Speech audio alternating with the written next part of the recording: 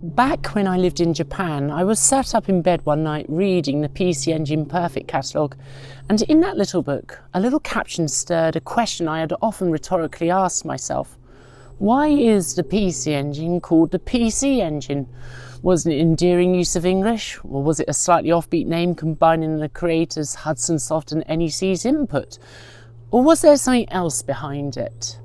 In trying to answer the question of why their PC Engine was called as such, I ended up down a bit of a rabbit hole of looking into Hudson Soft, a name that has been absent for far too long for gaming, for nearly a decade now, but beloved by many gamers. Bye Hudson.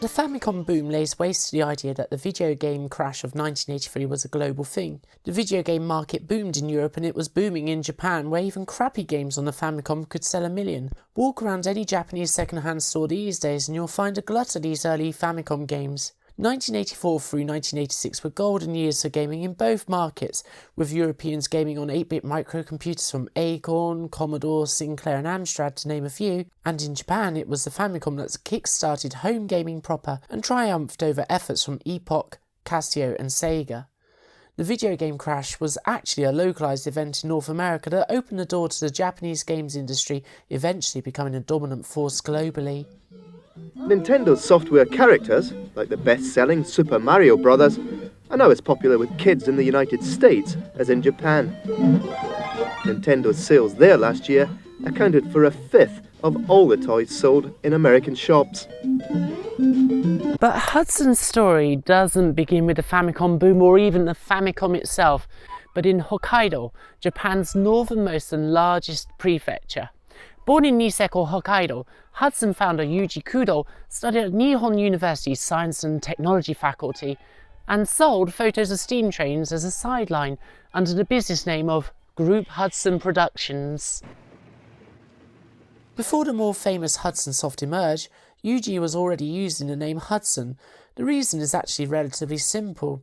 One of his favourite trains is the Japanese Class 62 or C62, a steam locomotive built between 1948 and 1949. One such C62 served his hometown, the Niseko Express, leading to a lifelong love affair with the class.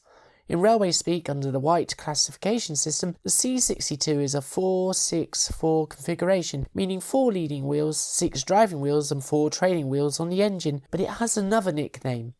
In the United States, the first such engine of this configuration was built for the New York Central Railroad, and the class was named after a river, the Hudson. This is where Yuji Kudo got the name Hudson from. Even the logo typeface of Hudson Soft somewhat evokes the American Wild West vibe, but this isn't where the story ends on his connection to the Hudson locomotive, specifically the Japanese C62 variant. After graduating, Yuji continued working in Nagoya, Western Japan, and maintained his side business, but he was poor at managing money and his associates would often take money from his business but not pay it back. Disheartened, Yuji decided to quit his job in Nagoya and return back to Hokkaido. The story goes that Yuji wanted to start a cafe in Sapporo, but on discovering one had just been opened in the same building complex, he changed tact quickly. Having experienced being ripped off, Yuji persuaded his younger brother Hiroshi to quit his law studies at Hokkaido Gakuen University to join him at his new business, CQ Hudson. Established in March of 1973, CQ Hudson was a shop specialising in wireless communication devices such as ham radios, but they also continued photographic prints of steam trains and the like. But for much of Hudson's early days, they were nearly in the red every month. And where was the shop? Well, in a district of Sapporo called Toyohira, which was assigned the postal code district of 062, the same number as their beloved Hudson locomotive. This was no accident, it was by design. But the little things that made Hudson, Hudson didn't stop there. This is Hudson Soft's famous bee company logo and mascot. Where does it come from? Well, the bee's name is Hachisuke, and Hachi is the Japanese word for bee, but Hachi can have multiple meanings in Japanese, such as the number 8. In Japanese, there are many homonyms like this, which leads to the Japanese love affair with wordplay. It so happens that the local area code for wireless communications in Hudson's area was 8, or Hachi, and so Hudson's company emblem became a Hachi, or bee. As the 1970s progressed, Yuji took a trip to America and came back with a Poly 88 computer, having paid 2 million yen for it on various credit cards. His brother Hiroshi was taken aback, but Yuji told him it would be just fine. マイクロコンピューターっていうものは何だろうと、はっきり言ってもう素朴なあれですよね。とやはり日本では何の情報もないわけですよね。秋葉原にも行ってみたんですけど、秋葉原でも一部なんかわけのわかんないこう専門用語を並べて偉そうな店員はこう言うんだけど、その意味は何だかもわかんないわけですよね、当時は。こうなったらどうせわかんないんだから英語の国でもアメリカ行った方がわかるだろう。これがそのアメリカ製パソコンポーリー88、当時200万円。でも今度またあの頃ですからね、200万ぐらいのコンピューター買ってきたんですよ。どうやって誰からね。ですからクレジットカードをまとめてですね、支払いは後から何とかなるだろうって言って買ってきたんですよ。From this, CQ Hudson entered a computer marketplace, as many wireless communication shops were also diversifying in that direction. But Hudson remained almost always in the red, operating on a shoestring budget and surviving month to month on the revenue generated. If the income stopped coming in, the business would have failed. By March of 1978, Hudson was selling pre-compiled software, at first in Japan, though its reach would initially be very small, being as they were still just a shop only known by locals in the know. もうですから朝から晩までです。もう立つ姿ってのはトイレ行く時だけ。もうお店、ショップがありますけど、ショップの中の自分の椅子に座って朝会社に出てきて夜9時に店を終わるまでずーっと何ヶ月間もやるんですよ。ですから今はね本当に兄貴についてきてよかったなと思いますけども、10年間はねやはりとんでもない人についてきちゃったなと。Some students from Hokkaido University in Sapporo began to hang out at the shop, such as later company stalwarts like Shinichi Nakamoto, the creator of Bomberman. He started working part-time at Hudson, deciding to quit university himself after seeing that apart from joining a large corporation like Toshiba, NEC or Hitachi, creative opportunities were few and far between, so the opportunity at Hudson was one worth taking in his view. Such was Hudson's dire finances. Legend goes they would take delivery of a new computer for a customer, carefully unpack it and start writing software on it. The following morning, on the day of the computer's delivery, they would very carefully package it back up so as not to arouse the suspicions of their customers, and then deliver the computer as expected. Then another new computer would come in and the process would repeat, gradually completing the software on various machines that were actually destined for customers. Hudson's fortunes changed dramatically in 1979 when Sharp suggested that Hudson should advertise mail-order software in Geken Maikon, a monthly computer magazine. Overnight, Hudson's fortunes changed dramatically after an advert was placed in the July edition. In Japan, sending cash in the post isn't entirely uncommon, even in 2025, but it has to be sent in a special envelope, and through this, Hudson started getting daily bundles of cash envelopes through the post for software purchases. Hudson swung very quickly from being in the red to being flush with cash. サンタクロースのように白い袋を抱えて毎日それにいっぱい現金書く。そうなの。それで現金書き留めを引き受けるのに多い時だと30分ぐらいかかるわけです。1枚ずつハンコを押して。恐ろしかったですね。あまりにも売れて。これはもうだいぶ捨てたんですけど、まだ残ってるのはたまたまこう6300円、17200円、2万円、19600円。もう一度ああいう目に遭ってみたいなと思うぐらいすごかったですよ。全部お金の札束が飛んでくるんですからね。まあ見とくなれ。これが私のスケジュールですわ。よう働きます。 Off the back of this success, Hudson finally gained recognition as one of Japan's leading software developers, providing HuBasic, a programming language for Sharp's MZ and X1 series of personal computers that offered more compatibility with the popular Microsoft BASIC than Sharp's S-Basic, which was more comparable to Commodore PET BASIC. Hudson continued their success in 1981 with an exclusive contract with SoftBank. Yes, that SoftBank, the one with the mobile network in Japan and majority owner of ARM, as in the processor that's inside the device that you're probably watching this very video on. With SoftBank, Hudson Software was distributed to Joshin Denki, an electrical store in Japan which widened their reach significantly. Impressively to this day, Son Masayoshi, the founder of SoftBank, attributes much of his success to the Hudson contract and regularly pays tribute to the Kudal brothers as being his main benefactors. お年はおいくつなんでしょうか。今25です。25歳。そうですか。私も今どういうお仕事をしてらっしゃるんですか。このソフトバンク社というのは。パソコンのソフトの流通業務です。流通業務。ああ、じゃあ作る方ではなくて、流通だけをやってらっしゃるんです。ああ、そうですか。それです。With success at Hudson's feet, continuing to publish software and games for Japanese personal computers would have been a logical choice, and for a few years, Hudson did just that. On July 15th, 1983, Nintendo launched a family computer, or Famicom as you may know it. Whilst many not incorrectly state that the Famicom changed everything in the gaming industry, I think personally more profoundly is how it cemented Nintendo's position in the gaming industry. Of course, you may know the Famicom as the Nintendo Entertainment System, or NES, or even just plain old Nintendo. But there again, Nintendo did say there is no such thing as a Nintendo.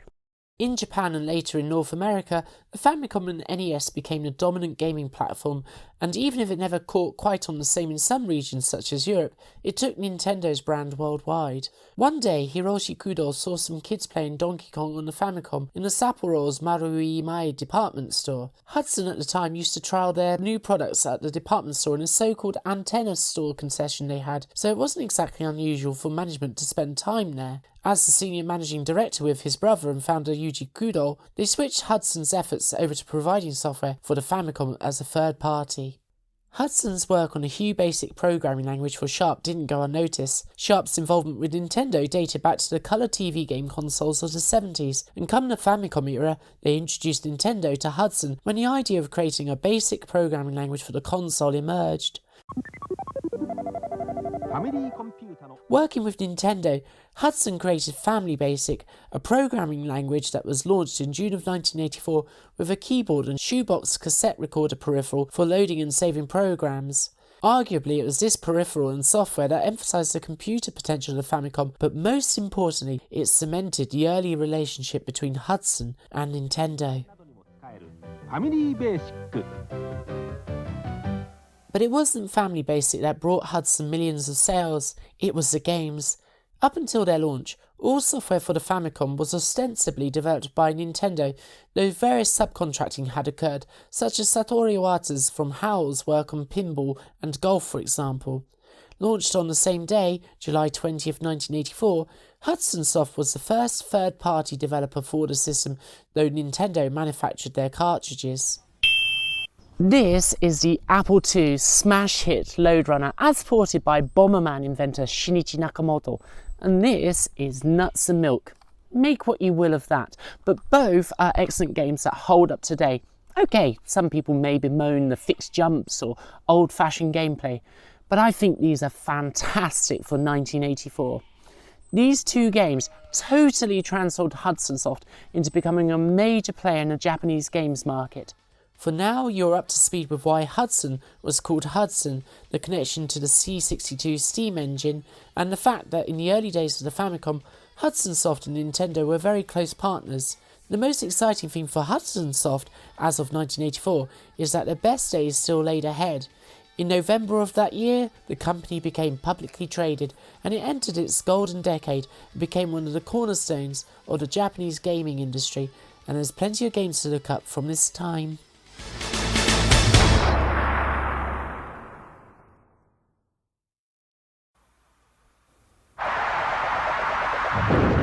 Game は爆発だ。スカッと快感。ハドソンのダイナマイトゲームボンバーマン新登場。バイナリーランドも同時発売。Bye Hudson。超過激2画面パズルゲームバイナリーランド。画面が左右対称に動く不思議なゲーム。楽しさ倍なら難しさもバイナリー。これがパズルゲームだ。バイナリーランド。Bye Hudson。ファミコン版忍者服部くんただいま参上。ねねねねん。忍と忍とあるわあるわ。表忍法裏忍法。忍者服部くんただいま参上。Bye Hudson。On July 20th, 1984, Hudson became the Famicom and therefore Nintendo's first third-party producing games for the system. I won't be looking at every Hudson Soft release, instead focusing on the Famicom and showing you the games that I know and in many cases play regularly to this day. And in fact, some of them will in time be reviewed by my game review channel, Saki Endo's Rubbish Heap. Yahoo Mina, I'm Saki and this is, well, the Rubbish Heap, which is basically that big old cupboard behind me. It's stacked full of games, mostly Japanese ones at that. Rubbish Heap Game Review channel is here to tell you all about the world of Japanese retro video games and some modern ones too now and then. With or without Japanese knowledge, I tell you what the games are about and how accessible they are to non-Japanese speakers and learners alike. Why do I do it? Well, because there's some genuinely amazing stuff you have probably never heard of, so let me give you the lowdown on games from the Famicom to the Switch by subscribing to the Rubbish Heap channel today. In fact, if you hop on over now, I recently reviewed Super Genjin from Hudson Soft and most recently Challenger for the Famicom, so why not take a look? Okay, I'm out of here. Ja ne. One of Hudson's first titles for Famicom, jointly with Loadrunner, was Nuts and Milk. It was also released for Japanese microcomputers, but turned into a thoroughly Nintendo-looking effort for the Famicom, eschewing the microcomputer's top-down view for a side-on view that emphasised a cute pastel style, and it's a much better game for it.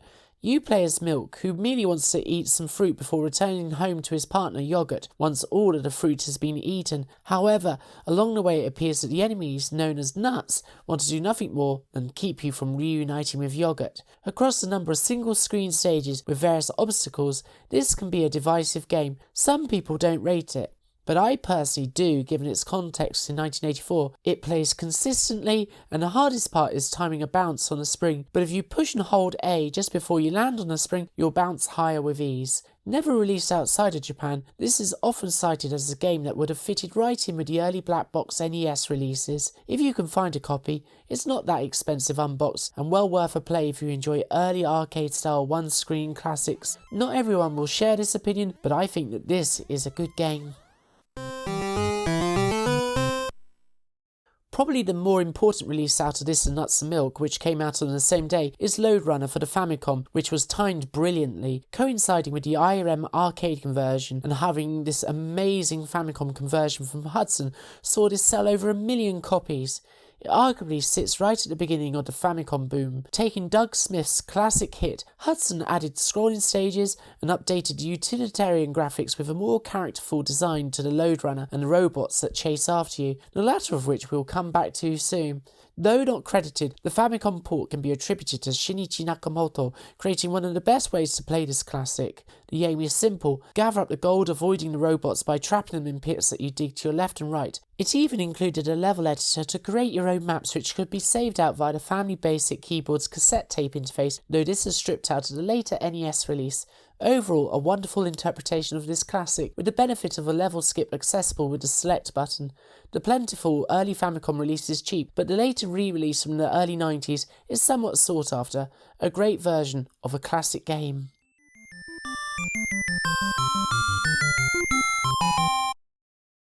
Mahjong, one of the games that usually elicits a groan from Western audiences, but a challenging tile-based game where each player competes to be the first to create a winning hand containing 4 sets and a double. Yonin Uchi Mahjong plays the rules of the dominant Mahjong game of Japan, Riichi Mahjong. The rules of Riichi Mahjong are too complicated for a short summary, but the biggest difference between traditional Mahjong and Riichi Mahjong is that at least one conditional or yaku has to be met before the player can declare themselves the winner. One such yaku is to declare Riichi once your hand needs one or more tile to complete a winning hand, known as Tenpai. Yonin Uchi Mahjong means 4-player Mahjong and was developed by Hudson from their earlier microcomputer Mahjong games and released under Nintendo's own branding.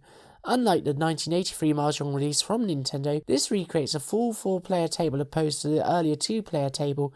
It's easy to knock Mahjong, but these were huge releases for Nintendo that sold the Famicom to a much wider audience, with the 1983 release selling over 2 million copies.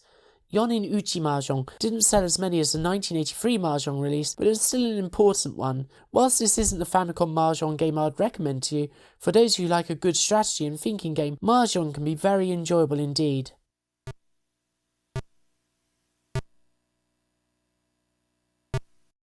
Another microcomputer conversion, this time Will Wright's Raid on Bungalim Bay, often remarked to be one of the system's worst games. I think that's a grossly unfair characterisation for this game because whilst it's not what I'd call a good game, what it innovated can't be overlooked and there can be some real fun to be had here if you have patience. On the Famicom, Hudson's port managed the system first, relatively smooth 4-way scrolling, and Raid on Bungalim Bay served as an inspiration for Will Wright's later worldwide smash hit, SimCity.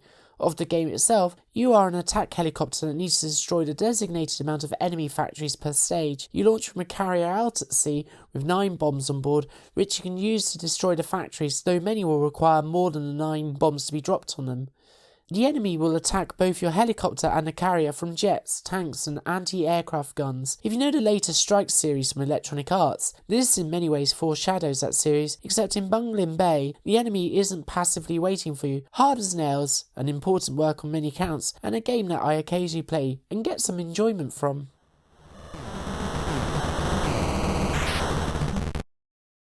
Binary Land feels like it pairs with the earlier Nuts and Milk in that it has that early Nintendo release feel and would have been at home in a later black box NES release.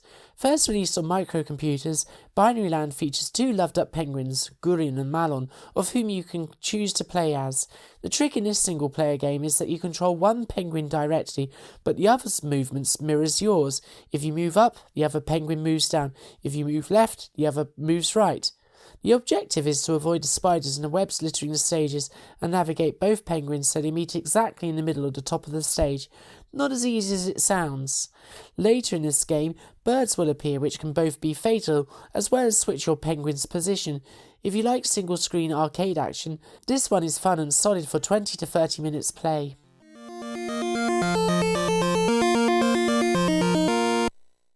Overshadowed by Bomberman's resurrection in the early 90s, the original Bomberman felt like a one and done at the time. A later tangential sequel, Bomber King or Robo Warrior on the NES, was released, but the first Bomberman could be said to be Shinichi Nakamoto's defining work. Based on an earlier game that didn't come off the drawing board at the time due to being a bit dull to play, Nakamoto revisited the idea, took the enemy robot designs from Lode Runner to define the protagonist, and increased the power-ups and challenges to create an enjoyable if a little bit repetitive single-player game.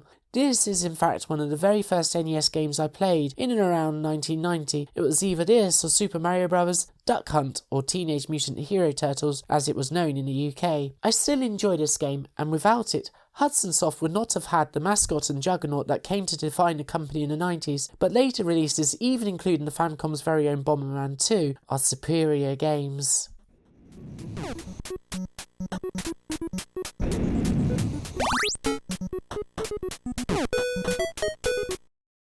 Raid on Bungalim Bay gets a bit of stick, and Challenger isn't far behind in that. Personally, I rate this higher than most people, though I'd still struggle to say it's a good game. It's fair and it's playable, and I enjoy it in doses. Hudson took the first stage of the ZX Spectrum game, Stop the Express, and extended it into a multi-stage, real-time adventure game as it calls itself. The first stage requires you to enter a speeding train to attempt the rescue of the Princess Leia lookalike before you're shoved off the train and have to explore a massive 4-way scrolling area to discover 3 treasures to enter the final cave and rescue the princess.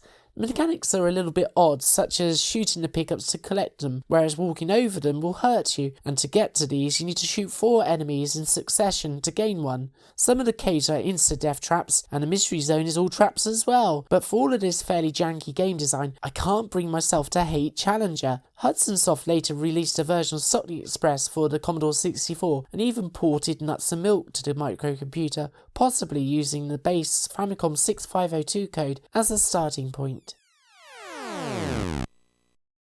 Puyan is actually a port of Konami's 1982 arcade game done by Hudson Soft under contract, but weirdly, Konami had already developed and published games such as Ya Kung Fu before this. But here's where a seemingly minor game in this day and age has an indication of Hudson Soft's future direction, as they also ported this to the MSX, but not as a cartridge or cassette tape release, but on their brand new B card format, so named because of Hachisuke, their bee mascot. These credit card sized cards were offered to Nintendo as a future medium for Famicom software, but Nintendo's turned them down. Hudson persevered and released an adapter for the MSX cartridge slot to permit B cards to be inserted. Very few were actually released, but the resemblance to the later Hue card format is striking. B cards happen to be a little bit thinner and have a few less contact pins, and Puyan on the MSX was one of the few games to be released on the format.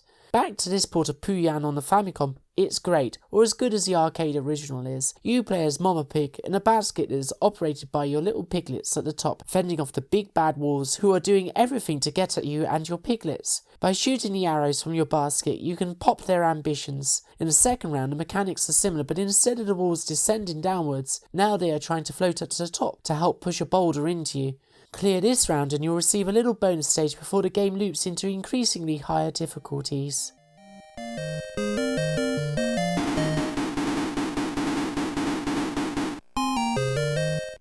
As is well known, this is Hudson's take on Escape, later known as Western's Wonder Boy. At the suggestion of Hiroshi Kudo, Takahashi Meijin, having become something of a celebrity for Hudson, became the protagonist for the best platformer on the Famicom since 1985's Super Mario Bros. With straightforward mechanics which requires you to keep munching on fruit and vegetables to keep your energy bar up, this is an excellently controlling, if not necessarily easy game.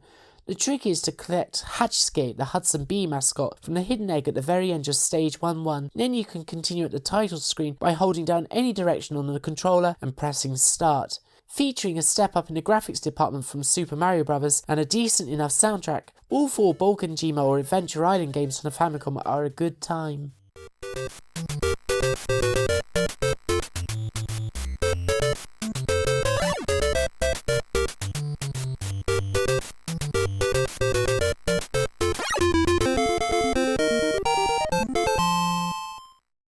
Perhaps sadly my least favourite of the games I have looked at, though this is a game that I dearly want to love, as it has so much going for it, but it is as difficult as it is obtuse. The game's title, Meikyu Kumikyoku Mylon no Daiboken, roughly translates to May Suite, Mylon's Adventure, where suite refers to a musical suite, and that features in the story and gameplay. The idea is actually quite simple, but the execution misses the mark. Find the keys and hidden items to make some purchases to complete the game. At the end of each floor you need to defeat a boss to move up to the next floor of Castle Garland.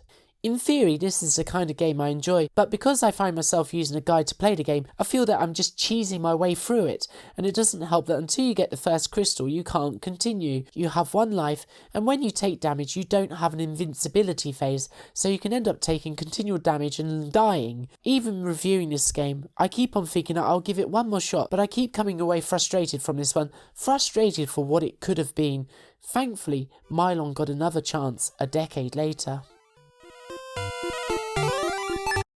RPGs have been big in Japan since forever. First being inspired by classics of the Western genres such as Wizardry and Ultima, these so-called JRPGs took time to emerge, but with the release of the original Dragon Quest in 1986, RPGs were on the ascendancy as arcade experiences began to give way to games that span multiple hours of gameplay. Momotaro Densetsu is as straight a copy of Dragon Quest as you'll get, and that's no accident. Yuji Horii, Dragon Quest's creator, encouraged his friend Akira Sakuma to get into the video games industry as a way to pay off his debts for the failed manga magazine Manga House, and with friend Takayuki Doi as character designer whom he met through Horii, Momotaro Densetsu came to life and went on to sell over 1 million copies. As an RPG, it's fine. It's a bit grindy, but it's amusing and presentationally for October 1987, it's decent. In short, you play as Momotaro and set off to slay the Oni, or demons that are terrorising the local population, and along the way you'll recruit allies to help you out. Right from the start of the game, you can see that it doesn't take itself too seriously, with the grandmother that finds Momotaro's Peach doing the laundry with a washing machine plugged into an electrical socket in a tree and discharging the wastewater into the river, and the first village you visit having an unchi or poop that you can, talk to. I suppose it's just as well there isn't a Sawaru command. Perhaps more consequential is how this RPG then spawned a spin-off, Momotaro Dentetsu, meaning Momotaro's Railway, a board game series that continues to this day. Incidentally, Akira Sakuma donated 2 million yen to the Sanriku Railway, a railway line that used to run from Miyako in Iwate Prefecture where I lived until 2023. Of course, all these railway connections run deep in Hudson Soft's history, and there's more to come on that front. Pronounced Fazanadu because it's the Famicom version of Nihon Falcom's legendary action RPG Xanadu or Dragon Slayer 2, Hudson released this Famicom reimagining of the classic action RPG. Fazanadu is a fantastic game, though not without flaws, but for its release date it's a game that promotes logical explanation being a proto-Metroidvania. This is a game that so many sometimes wish Zelda 2 was. Personally, I like both, but I probably return to Fazanadu more than I do Zelda 2. You play as an elf back from your recent travels, but it appears the dwarves have gone rogue and have turned on the elves. I won't spoil the story, but in the end you will need to wield the Dragon Slayer to win the day. Gameplay wise, the game is great. It's not perfect, but the expressive and well drawn graphics paired with the mostly well thought out gameplay mechanics make this an absolute must play. Given how much Hudson got wrong with Meikyu Kumikoku or Milon's Secret Castle, they learned quickly to ensure that Fazanadu is one of the Famicom and indeed NES games you have to at least try. It certainly puts Castlevania 2 in the shade.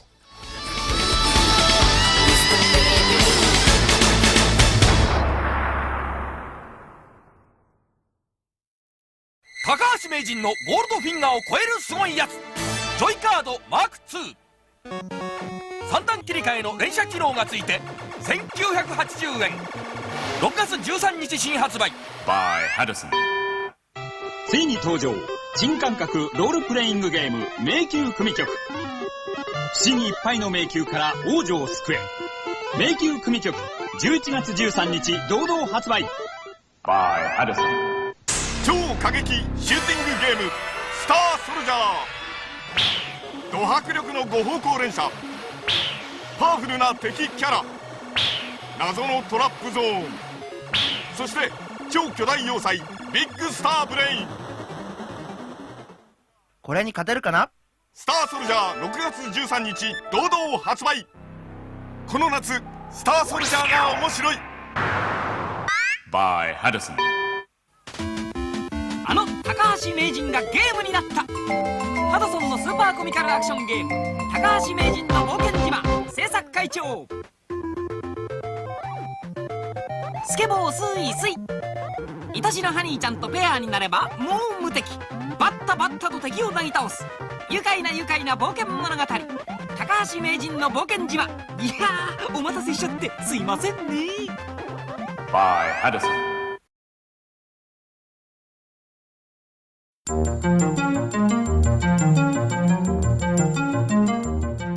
At the time, even Nintendo was fairly convinced that the Famicom boom would gradually come to an end and that the migration to personal computers for gaming was inevitable. But it was Hudson's president Yuji Kudo that explained to then president of Nintendo, Hiroshi Yamauchi, that the reason that the Famicom kept selling was because it was a culture, not just a fad. Certainly sales of the Famicom were starting to slow a little by 1987 in Japan, but at the same time, Nintendo took the Famicom global as the Nintendo Entertainment System or NES, and sales in North America more than made up for the slowing sales in Japan. Hudson more than any other got it, and they reaped the rewards. And riding the Famicom boom's wave was the TDK Zenkoku Caravan Famicom Taikai, or TDK All Japan Caravan Famicom Contest of 1985, perhaps more commonly known as Hudson's Caravan event, seeing as it was their games that featured in the contests. 1985's Caravan game was Hudson's port of Tekkan's, later known as Tecmo, arcade shooter Star Force. For the time it was a fantastic game, and maybe because I have a huge respect for it and its place in history, I still love playing Star Force on the Famicom. It was a real step up from the already excellent port of Xevious that Namco had graced the Famicom with.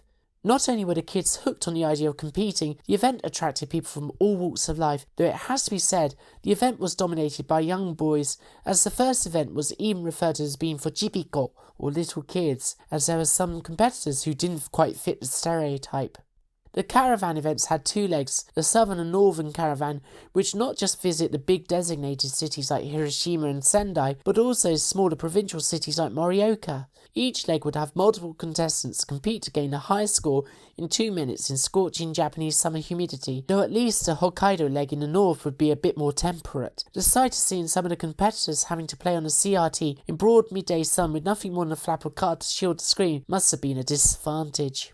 The northern leg was led by Mori Meijin, starting in Sapporo and finishing in Tokyo on August 27th, and its southern leg was led by Takahashi Meijin, starting in Kagoshima, and even went as far up as Niigata given that it's in the Chubu region of Japan, something which I have always found odd, and finished in Osaka. Takahashi Meijin was renowned for his ability to fire 16 shots per second, attributing the power to his elbow, and he even later said his rate of fire was actually 17 shots per second, but 16 sounds more computer-alike. After all, 16 is 2 to the power of 4. In 1986, the event returned with Hudson's latest shooter, Star Soldier, a more complex game with power-ups and iconic bonus points to be scored. Hudson made 3 movies about the 1986 event: the documentary, an anime, Running Boy Star Soldier no Himitsu or Star Soldier's Secret, and Game King featuring Mori and Takahashi facing each other head-on in a battle for who was the best. Would it be Takahashi Meijin with his superior rate of fire, or Mori Meijin with his greater hit rate? Oh, and Game King has a wonderfully 80s introduction and is worth a watch if you're a fan.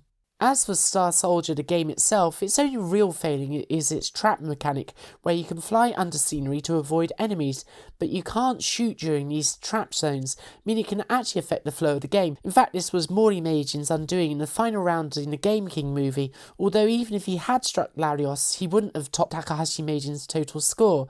Hudson never repeated this mechanic again, but it still remains a great game.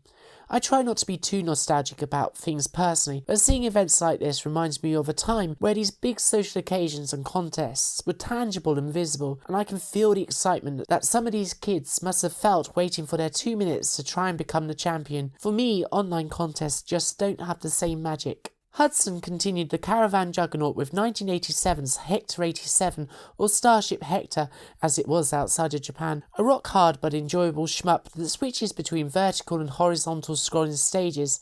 All 3 games were later compiled into the Hudson Caravan Shooting Collection for the Super Famicom released in 1995, which only saw noticeable changes or improvements to the audio, with very minimal cosmetic changes. All 3 of Hudson's original Caravan shooters may seem simple in this day and age, but I still think they hold up well, especially Star Force and Star Soldier. The Caravan events were integral to how I see the Famicom boom era, perhaps the capstone to the cultural phenomenon that it was. Maybe it was these events that inspired the later movie The Wizard or the Nintendo World Championships. Who knows? But the Caravan events certainly shot Hudson Soft's brand recognition through the roof, becoming a household name in Japan, as the contests captivated minds nationwide. Hudson Soft's story doesn't end here. On October 30th, 1987, they entered a new era and partnered with NEC to launch their own console, the PC Engine. I started out nagged by my question, why is it called the PC Engine? The answer is probably more obvious than ever. A little look inside may confirm my suspicions, but that will have to wait until episode 2, where I'll take a look at the PC Engine and some of Hudson Soft's games as we enter the 1990s, and where the ominous clouds of the Japanese economic bubbles bursting will in turn have severe repercussions for Hudson Soft.